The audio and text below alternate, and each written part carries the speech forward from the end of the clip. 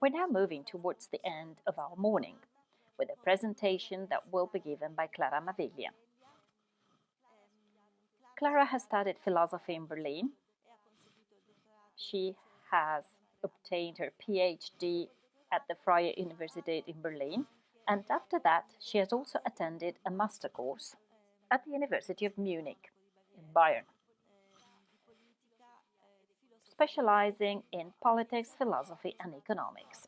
After this, she has founded the Cultural Entrepreneurship Institute in Berlin, and she has opened a YouTube channel where you will find all today's presentations in the original and translated in English and German. On top of this, Clara has developed several projects within the framework of ethics of culture. Specifically, she is one of the initiators of the European Women's March, which will take place in Berlin on the 9th of May 2018. Thank you, Clara. You have the floor. I'm not a robot. This must be clear. Good morning, everybody. Well, I have lived in Berlin for 30 years. I have so much to tell you. My presentation is very detailed, and I have a completely different perspective to talk about this topic. Therefore, unfortunately, I will have to read at least parts of my presentations to be able to stick to my 30 minutes. However, this is something that cannot be avoided on a day like this one. So first of all, I would like to thank Fiorella Battaglia for this wonderful conference, and of course also Franco Mosca, who has initiated the whole festival of robotics. Well, I believe it is high time to talk about these topics in the academic field and in the industrial field as well. All these wonderful debates about the driverless car, the trolley problem, I mean, these engineers think about Elon Musk. They don't turn to philosophers. In January, I was attending a conference in Munich with the best industrialists of the world. I was the only philosopher there, and I said, why don't you involve philosophers? And they replied, well, philosophers say yes, but no, if, what, and they never get the results. But I believe that a dialogue is fundamental. We need cooperation between the academia, research, and industry. And of course, also politicians and all the other stakeholders. My presentation has the purpose of defining the different levels of activities of IT systems, the known and the lesser known ones. And I would also like to draw some guidelines for an ethical system of rules that can guarantee citizens, consumers, and future generations both free access to the network and privacy, both transparency and security of cyberspace, at least in the countries that are governed by democratic principles. In October 2016, the government of the United States that had actually created the web recognized that the internet community, a planetary community, must have a say in the decisions affecting the technicalities of the internet.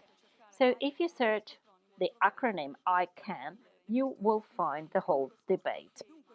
Well, this topic must, at least as long as Mr. Trump is not going to change the terms, but this topic must be urgently debated in a public way, and the debate must be as wide as possible.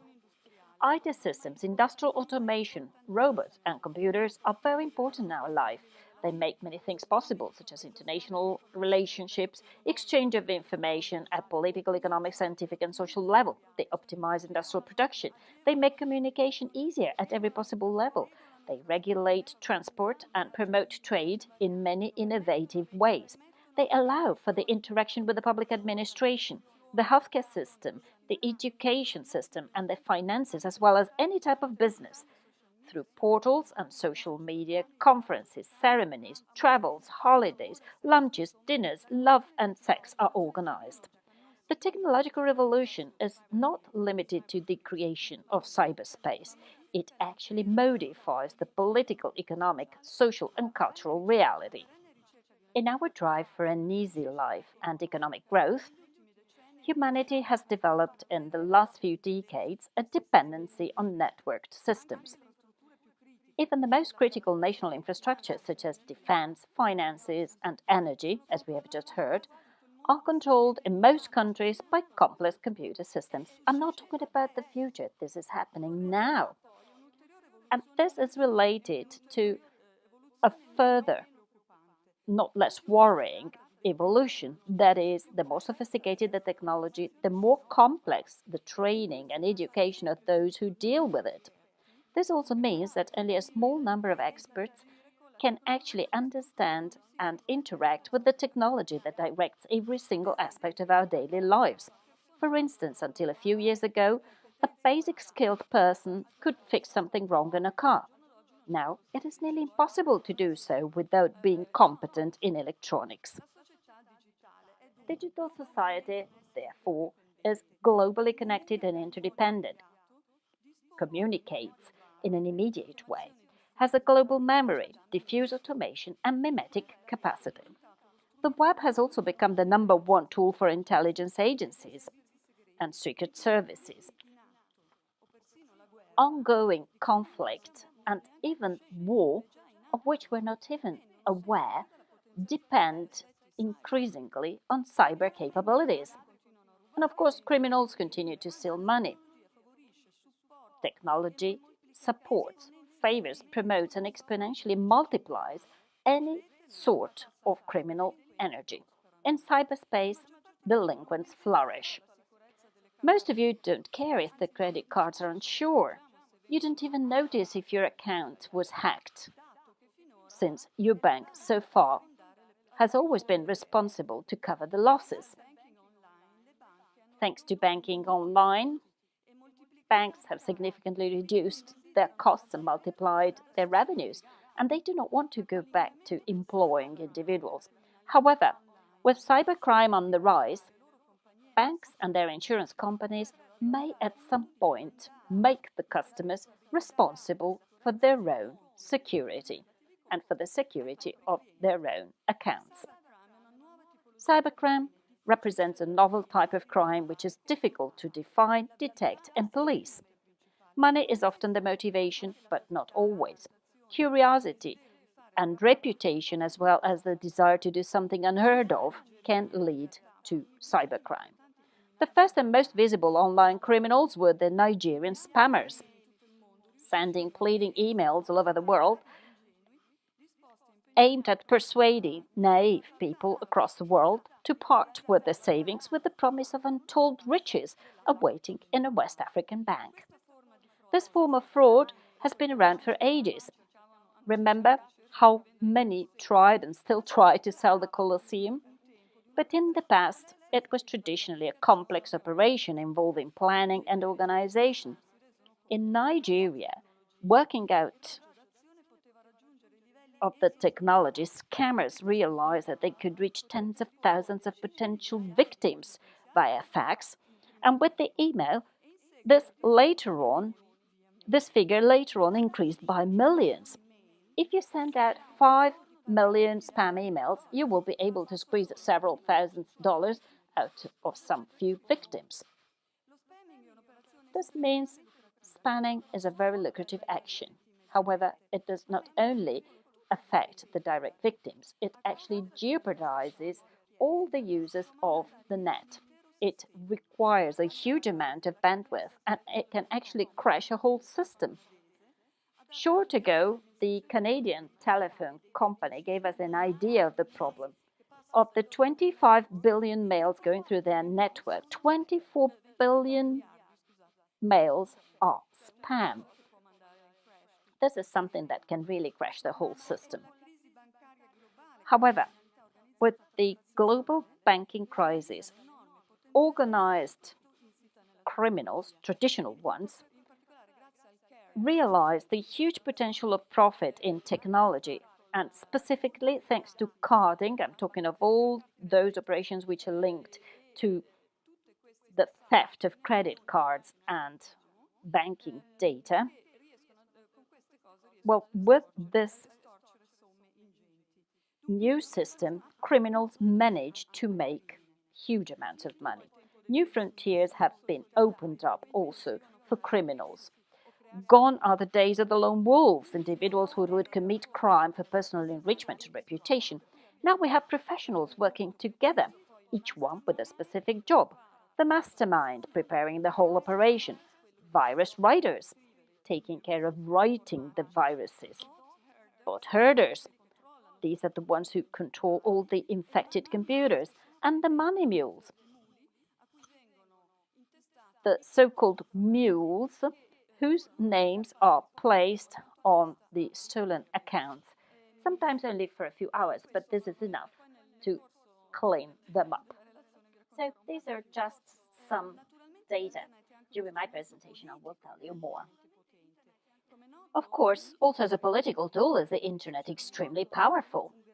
At the beginning of 2011, social media networks have given a huge contribution to the progressive political change and the unexpected revolutionary movement around the Maghreb and in the Middle East. In Egypt, Mubarak panicked and on the 27th of January 2011 turned off the internet for 5 days. But since much of the country's infrastructure and most of its trade depend on the web, business pushed the regime into restoring it to avoid the economic collapse. Unfortunately, not everywhere the web helps to spread progressive ideas. Totalitarian countries like Iran, Belarus, Russia, and China have learned very soon how to use the web to disarm the opposition. As in Russia, China, and Iran, also in Syria, Assad uses the internet to activate intrusive systems capable of monitoring users' activities in a way that is very similar to the surveillance techniques that George Orwell had imagined in 1984. The role of Russia in the most recent American elections, even though it has not been fully clarified yet, seems to confirm that today hunger for power has different faces and obscure sides, not only the traditional one of the North Korean president. In the West, governments avoided first explicit political controls of the net, even though in the USA, the National Security Agency and the Anglophone allies had been allowed to store the digital data flowing through the huge cables under sea. Edward Snowden, the whistleblower, unveiled that the data of all the users, that is our data as well, are stored by the American secret services and their allies, and also large technological companies have to cooperate with the government. Totalitarian states such as Russia, China, and Iran do not provide us with this kind of information. However, it is known that in Russia, political hacking in all its different forms, industrial viruses, social engineering, hoax, manipulating the contents of social media, is very widespread, and the department is directly coordinated by the Kremlin. And in China, there is national censorship. Technological Western countries are forbidden, and in China, there is one single app controlling everything. The Chinese have to go through this app for all their online operations. Therefore, it is very easy to control them. But what is really worrisome is an evolution which is in progress, envisaging in China the introduction of a moral or a morality system that gives scores based on the behavior of each person and based on personal data. If you break a rule, you will get a negative score that in the future won't allow you to go to university or, say, to travel abroad.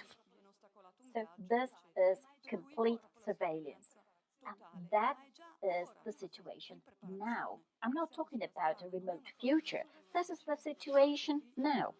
On the civilian side, penalties against hacking have been increased in many countries. But although there are millions of attacks in cyberspace on a daily basis all over the world, there is no mandatory requirement on companies, governments, and individuals to report them, provided that people even notice the cyber attack at all. The possibility of introducing a mandatory requirement to report cyber attacks is the object of discussion in these days. A reporting requirement implies that the state will take even greater control over the management of the internet. Accordingly, nations can, intentionally or not, build walls around the internet, regulating what information may circulate and who may have access to it in their country. However, there are also some positive examples, such as portals like Do Not Pay, Flight Rate, and similar ones, promoting a democratic evolution in the use of cyberspace. These portals contribute to the application of democratic laws, say to safeguard consumers. And thanks to the high number of users from which they withdraw a percentage of the money that companies owe them, these portals manage to self support themselves. In 2010, when Stuxnet was discovered, the devastating virus that attacked Iran's nuclear enrichment systems, later on we discovered that it had been developed by Israelis and Americans together. Well, after the discovery of Stuxnet, many countries have started developing their own cyber warfare competence. The prospect of one state or even some freelancers attacking utility companies, transportation, or financial companies, or again government departments is now a real possibility. Only a few months ago, on the 12th of May 2017, malware WannaCry infected the IT systems of several companies and organizations all over the world, amongst which Portugal Telecom, Deutsche Bahn, FedEx, the Ministry of Internal Affairs in Russia, the University of Milano Bicocca, just to name some of them. This malware is disseminated through fake emails, and after it has been installed on a computer, it infects the other systems on the same network. And of course, a file appears at one point saying, "Read me when I cry," with the writing, "If you want to unblock your computer, you will have to pay in bitcoins $300 or $600 in the darknet." And I'm going to talk about the darknet in a second. Well, this is a huge danger. And the most important thing to say is that this virus. I'm sorry? No, I need another 10 minutes. So, this virus, I have two more interesting points. This virus uses a vulnerability of Microsoft that had been updated in March, but of course, not everybody promptly updates his or her computer.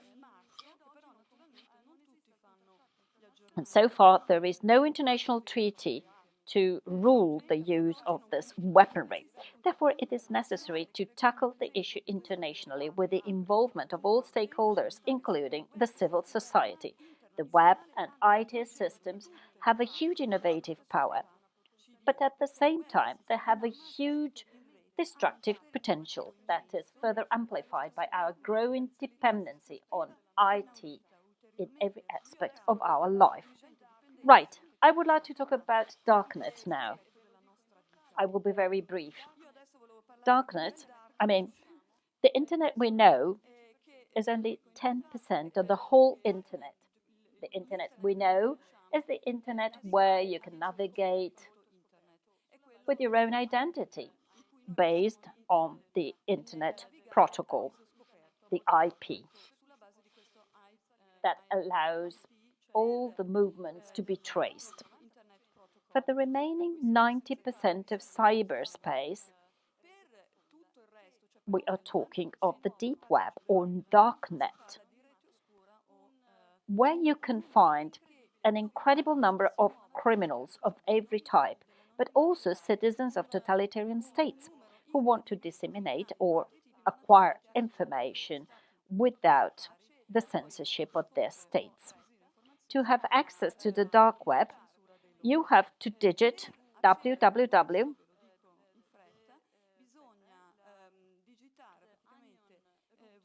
theanionrouter.org.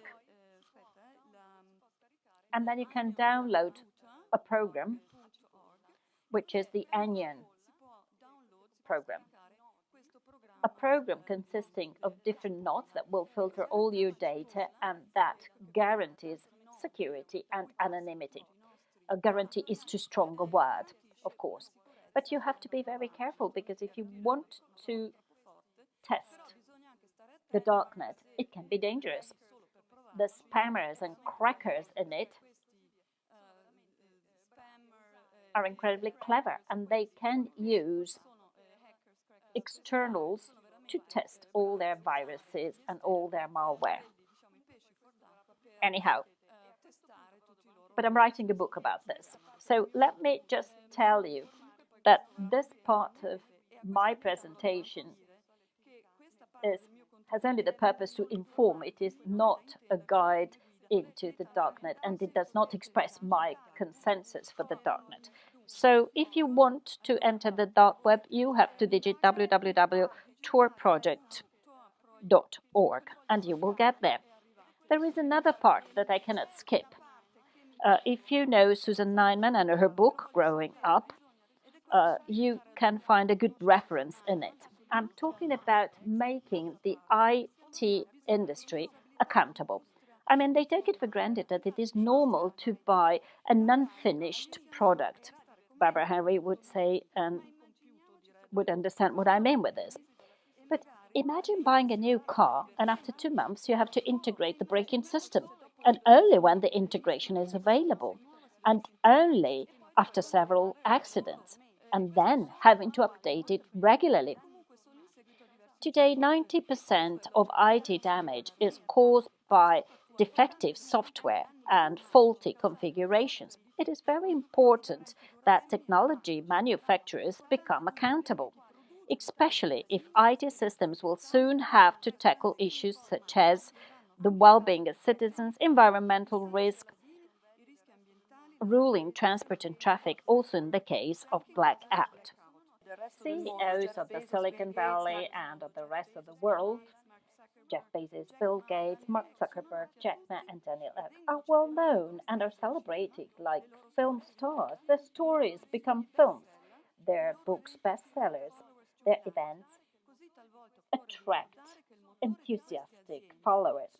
But we have to remember that the driver of these companies are the market and the profit. It is true that many of them improve the planet with charities and foundations, but it is important to remember that the decisions as how do we want to live must be made by citizens through the legislation written by the representatives of the democratic state that we have elected, and not by corporate boards. And we know much about this in Italy. Consumers must demand secure and safe products, just like boilers and fridges. As far as cybersecurity is concerned, we need a global and systemic approach, i.e., investments, incentives, rules, education, and sanctions. Growth and security must go hand in hand to guarantee a digital strategy that is competitive and development oriented. This is possible only if it is combined with the security meeting the highest international standards. Let me just add a few words about ethical hackers. During a recent meeting that took place in London on cybersecurity, it was stressed that it is very important to know the culture and the origin of hackers and cyber attacks to be able to defend ourselves. Hackers, as recent studies have demonstrated, are completely different from traditional criminals. Understanding their skills and their motivations can be of crucial importance for IT security, which is strongly dependent on technological solutions. Studies show that hackers from all over the world share some common denominators: an innate talent for mathematics and natural sciences, little familiarity with humanities, difficulties in communicating with the family, people of the same age and the other gender, psychological vulnerability, and lack of interest in money. Hackers have autistic-like traits, and therefore relations in the virtual environment are easier for them. It is a big mistake to condemn them to years in jail, maybe in contact with callous criminals. Most of them very often carries out activities which are borderline with legality out of curiosity or because they are still too young to have clear ideas about implications. Of course, people who break the law must be punished, but it is pointless to jail long-term such amazing talents. Conversely, rehabilitation can have a very high value for the security of society. A rehabilitated hacker becomes a so-called ethical hacker, providing his or her talent for government companies and for government agencies, monitoring security and discovering faults in IT systems. The best known Italian hacker is Raul Chiesa, who lives in Turin and who in the 80s and 90s was a legendary hacker under the pseudonym Nobody. In 1997, after being arrested for violating the website of Bank of Italy, he decided to turn to IT security and he became an ethical hacker. Let me briefly conclude. As already mentioned, the web and IT systems have a huge innovative power and at the same time a destructive potential that is unheard of, which is further amplified by the growing dependency on IT in every aspect of our life. Citizens, consumers, users, humans must collect information and must become aware of the impact of technology to be able to contribute to IT transformation, safeguarding our rights and the rights of future generations. In conclusion, it is necessary to open the debate on this topic with the involvement of all stakeholders, studying IT attacks and identifying hackers, making technology manufacturers accountable for security, using the talent of hackers for virtuous purposes, reflect on social engineering, i.e., occult market manipulations and the influences of public opinion, integrate and enhance democracy and transparency in the web through the dissemination of information and awareness, and support the participation of users in the management of Internet. Let me conclude by saying that my presentation cannot be exhaustive, but I hope that I have delineated the most urgent measures convincingly. Thank you very much.